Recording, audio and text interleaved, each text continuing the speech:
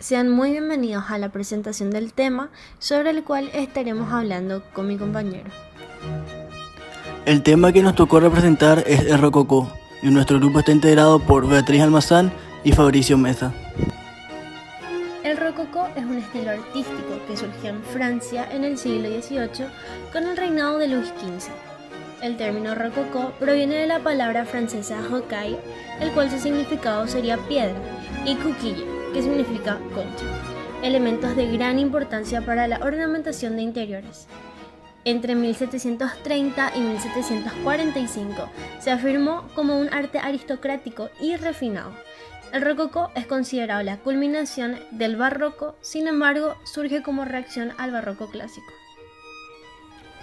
El rococó fue un estilo de gran riqueza decorativa. Creó ambientes más que espacios. Se caracterizó por la creación de un nuevo tipo de ornamentación de carácter naturalista, con flores, escenas rústicas, motivos chinescos. El estilo busca la delicadeza en lugar de la monumentalidad. Se interesó por la recreación de atmósferas puras, luminosas en los interiores con luz natural y decoraciones en tonos blancos, azules y dorados. Fue muy importante la búsqueda de la unidad dentro de las variadas formas. La arquitectura y la escultura se unieron en un todo.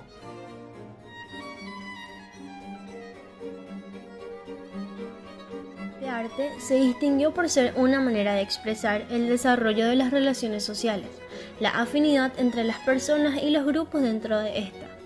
Se trata más de los individuos que de los reyes o de los dioses, aunque hay que destacar que este arte era cortesano y aristócrata. El rococó fue un arte que se mostró básicamente en objetos, en la decoración de interiores, en sus mobiliarios, en los retratos y en otras pinturas. Más en la escultura y en la arquitectura, su manifestación fue disminuida, ya que los diseños exteriores y monumentales no eran los objetivos de este arte. Los temas preferidos de la élite intelectual y artística fueron fiestas galantes, aventuras amorosas o minúes. La imagen rococó estaba vinculada a los conceptos de erotismo, frivolidad, belleza, teatralidad, ambigüedad y exotismo, en obras donde el color se imponía al dibujo y el sentimiento a la razón. Apareció la técnica del pastel y se potenció la gama cromática en tonos apagados. En pintura se registraron 4 corrientes: academicismo, rococó, realismo y clasicismo. El rococó francés retrató la vida alegre de la aristocracia. En Inglaterra la temática fue profana y se centró con elegancia en el retrato. Italia conoció el resurgimiento de la escuela veneciana. También tuvo grandes exponentes en diversas áreas artísticas, principalmente en la arquitectura y la pintura. En el contexto político e ideológico del rococó, el siglo XVIII supone un momento de cambio profundo causado por la crisis del antiguo régimen y la aparición de la Ilustración, corriente intelectual basada en la razón, la vuelta a lo clásico y la crítica política y social a los postulados del antiguo régimen. Defiende la libertad del individuo, la igualdad de los hombres.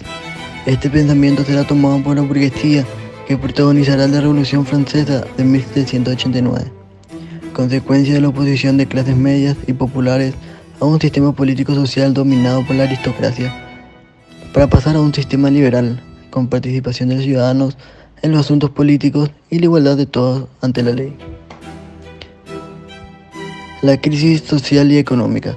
En el siglo XVII, España sufrió una grave crisis demográfica, consecuencia de la expulsión de casi 300.000 moriscos y de la mortalidad provocada por las continuas guerras, el hambre y la peste. La sociedad española del siglo XVII era una sociedad escindida.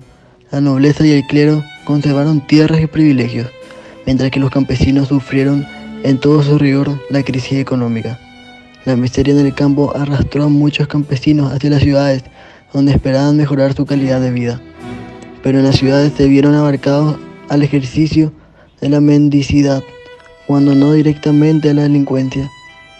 Por otra parte, la jerarquización y el conservadurismo social dificultaban el paso de un estamento a otro, y solo algunos burgueses lograban acceder a la nobleza.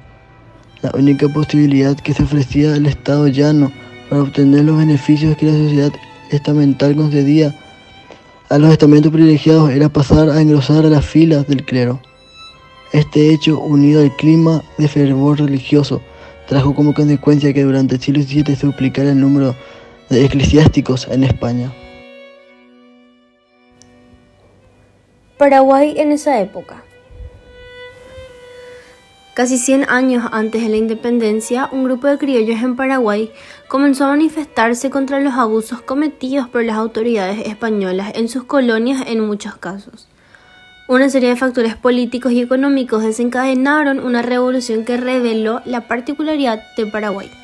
Los movimientos comuneros fueron dirigidos por criollos y mestizos y estaban inspirados en el derecho tradicional del común o cabildo local a fijar sus propios impuestos y a disfrutar de autonomía frente al poder central, dirigidos por criollos y mestizos.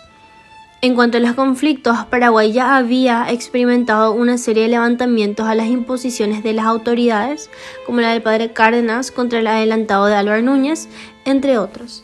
Sin embargo, la más significativa por sus consecuencias y su impacto posterior es la conocida como Revolución Comunera, que pasó a formar parte de los antecedentes del posterior proceso de la independencia del Paraguay. En el año 1717 asumió el cargo de gobernador de la provincia del Paraguay don Diego de los Reyes Balmaceda. Español, al igual que todos los gobernantes en esa época, fue acusado por los pobladores y vecinos de la ciudad de Asunción, a raíz de una serie de irregularidades en su gobierno, entre ellas que beneficiaba a los jesuitas y con esto perjudicaba a los criollos. El Cabildo de Asunción fue el encargado de enviar las denuncias correspondientes a la audiencia de Charcas. Para comprobar así la veracidad de las acusaciones, esta audiencia envió a un juez pesquisidor, que sería un juez investigador, llamado José de Antequera y Castro, quien tuvo una participación fundamental en la revolución y en la historia del Paraguay. Los enfrentamientos. La primera batalla fue la del Tebicuarú el 25 de agosto de 1724, cuyo resultado favoreció a los comuneros. Fueron muchos los enfrentamientos armados entre las tropas que respondían a Antequera contra las tropas españolas y no siempre los resultados fueron favorables. Tantos años de lucha fueron debilitando las huestes comuneras, hasta que en 1735 el ejército virreinal comandado por Bruno Mauricio de Zavala venció a las diezmadas columnas comuneras en la batalla de Tabapu, hoy Roque González, el 14 de mayo de 1735. Fin y castigo ejemplar. 14 años de luchas y enfrentamientos trajeron como consecuencia las medidas tomadas en contra de los rebeldes paraguayos. Entre ellas la revocación de la Real Cédula de 1537, que daba suficiente autoridad a los vecinos para elegir gobernante en caso de acefalia.